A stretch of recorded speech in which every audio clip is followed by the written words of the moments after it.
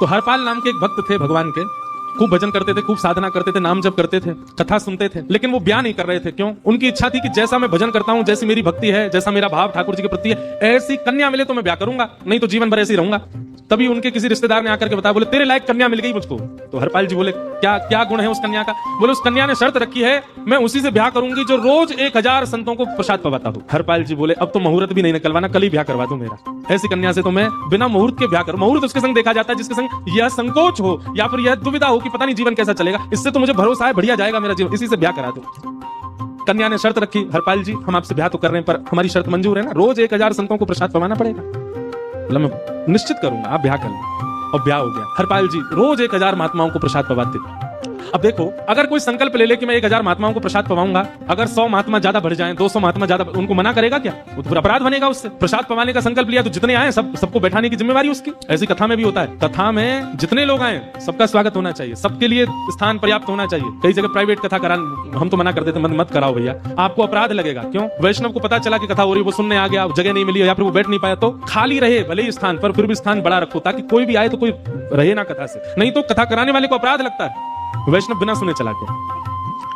तो हरपाल जी ने नियम ले लिया, रोज 1000 महात्माओं को भोजन कराते। अब 1000 की जगह कभी कभी 1200 भी हो जाते, 1300 भी हो जाते, 1500 भी हो जाते, लेकिन हरपाल जी करते कुछ नहीं थे। कमाई का कोई जरिया नहीं था, केवल दादा परदादाओं की पुश्त से जो उनके पुश्तैनी धन था उसी को ही खर्च करते जा रहे थे। 1 साल तक बढ़िया चला, 1.5 साल बढ़िया चला, लेकिन 1.5 साल बाद धीरे धीरे धन खत्म होने लगा। जैसे धन खत्म होने लगा, हरपाल जी बड़ी चिंता में आ गए, क्या करें।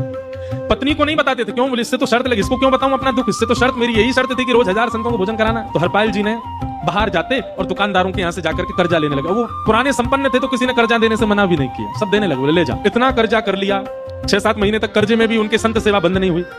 6-7 महीने बाद मांगने वालों ने मांगना शुरू किया, बोले हमारा दो, हमारा दो, हमारा दो, किसी का नहीं दे पाए। तो पूरे नगर में ये हो गया कि भैया हरपाल जी अब पहले जैसी स्थिति में नहीं है, कर्जा इनको देना बंद करो, ये देते ही नहीं है पैसा लौटा करके। सब बिगड़ने लगा, धन नष्ट हो गया, इज्जत चली गई, लेकिन उनकी संत सेवा नहीं रुकी, रोज संत सेवा करते। एक दिन मन में विचार करने लगे, अब क्या करूं, अब तो मुझे कोई कर्जा भी नहीं देता, गहने भी सारे बिक गए, धन भी सारा खत्म हो गया।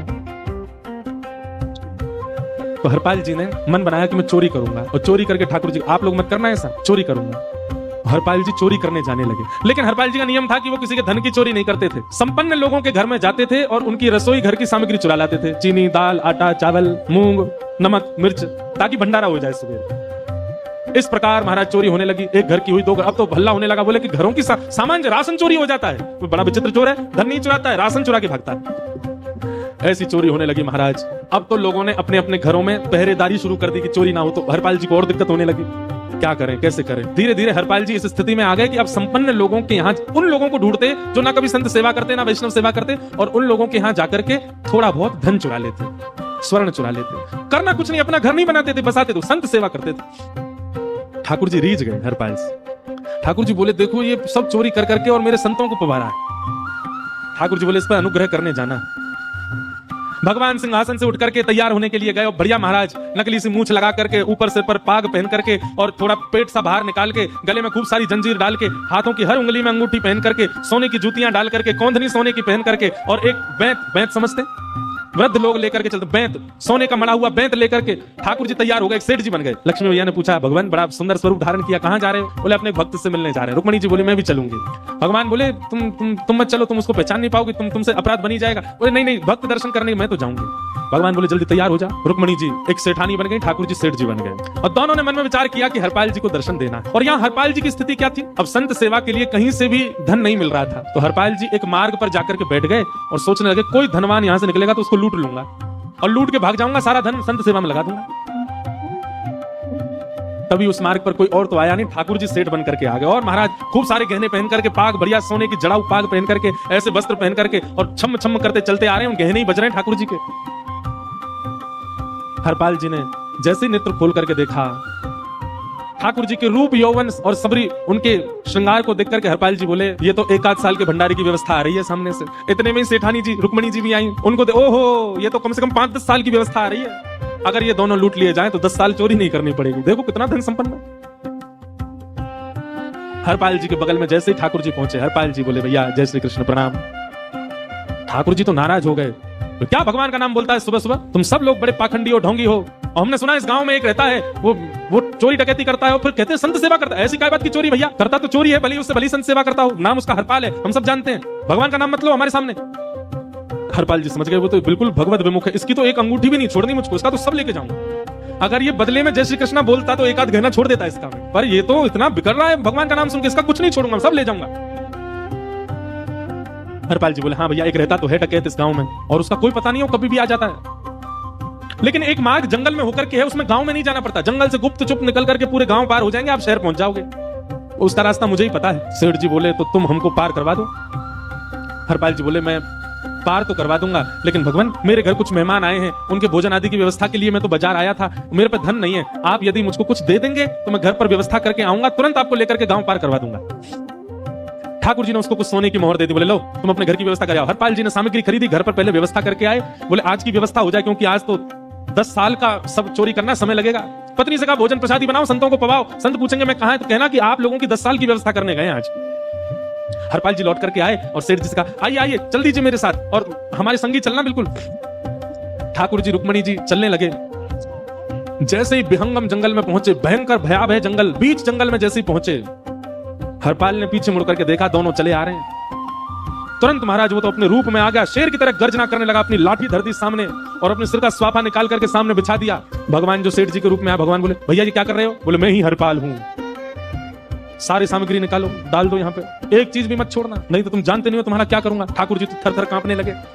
रुक्मणी जी बोली देखो कैसा नाटक कर रहे हैं, रावण के आगे नहीं डरे थे, कुंभकर्ण के आगे नहीं डरे, हिरण्यकश्यप के आगे नहीं डरे, और वो हरपाल के आगे ऐसे कांप रहे हैं। भगवान तो मन की सब समझ जाते हैं, कौन ही मार रहे हो, तुम भी कांपो। क्यों? बोले भक्त है भैया, हमारा भक्त है। अनुप्रजम में हम नित्यम पूजे ये तन्य रेणु भी, इसने हमारे लिए सब गवा दिया, हमारे वैष्णव संतों के लिए सब लुटा दिया, इसके आगे भयभीत होने में कोई लज्जा नहीं। लक्ष्मी नारायण दोनों कांप रहे हैं और हरपाल कह रहा सब निकालो। ए सेठानी जी कान के कुंडल उतारो, कान कुंडल उतार दिए, नाक की नथनी उतार दी, सब उतार के धर दिए, हाथों के सब कड़ूला आदि भी धर दिए। भगवान ने भी अपने सब उतार दो। बोले बैत कहां लेके जा रहे, उसको भी धर दो। बोले अरे भैया बुढ़ापे की लाठी, हम गिर जाएंगे। बोले कुछ नहीं गिरोगे, धर दो इसको। जीवन में कभी रामना जय श्री कृष्ण बोलने पे चिल्ला रहे थे मुझ पे, रखो इसमें, सारा धर दिया। बोले बहुत बढ़िया हो गया, अब 10 साल की व्यवस्था हो गई। इतने में भगवान की कनिष्ठ उंगली में एक अंगूठी थी। हरपाल बोला ये कहां बचा के ले जा रहे हो, उसको दो। बोले अरे भैया ये तो बहुत बचपन की हमारी अंगूठी है और ये आज तक हमारी निकली नहीं है और ये निकल ही नहीं पाएगी, इसको बाहर हम निकाल ही नहीं सकते, इसको तो रहने दो हमारे पास। बोले तुम क्या जानो, इस अंगूठी से कम 1 हफ्ता संत भोजन होगा और तुम पे तो दया करनी नहीं है। चिल्लाए थे मुझ पे जैसे कृष्ण बोले निकालो इसको। भगवान खूब प्रयास करे, वो नहीं निकले तो हरपाल जी ने उंगली पकड़ी, बोले इसको काट देता हूं मैं, तुम्हारे पास उंगली रहने का कोई काम नहीं है, तुम उंगली से करते ही क्या हो। और महाराज जैसे ही उंगली पकड़ करके काटने का मन किया, वो काटने ही वाले थे, इतने में ही द्वारिकाधीश भगवान शंख चक्र गदा पद्म धारण करके प्रकट हो गए सामने। रुक्मणी जी महालक्ष्मी के रूप में प्रकट हो गई और दोनों ने अपने अंक में हरपाल को भर लिया। हरपाल जी समझ नहीं पा रहे ये क्या हुआ, दूर हटे। बोले नाथ लम साक्षात द्वारिकाधीश, ये साक्षात रुक्मणी तुम्हारी भक्ति से प्रसन्न होकर तुमको दर्शन देने आए। हरपाल जी घुटने के बल बैठ गए, रोने लगे, सर रख दिया चरणों में, पटकने लगे। बोले नाथ मैंने अपने नाथ को लूटा, आज मैंने अपने स्वामी के साथ डकैती कर रहा था, मैं अपने स्वामी की उंगली काटने पर मजबूर हो गया था, इसका मतलब तो मैं पापी हूँ, मेरा पाप इतना प्रचंड हो गया कि मैं आपके रूप को नहीं पहचान पाया। भगवान ने हृदय से लगा, नहीं हरपाल तुमने कभी अपने लिए प्रयोग थोड़ी किया, तुम्हारी पत्नी भूखे सो जाते हो लेकिन संतों को भूखा नहीं जाने देते।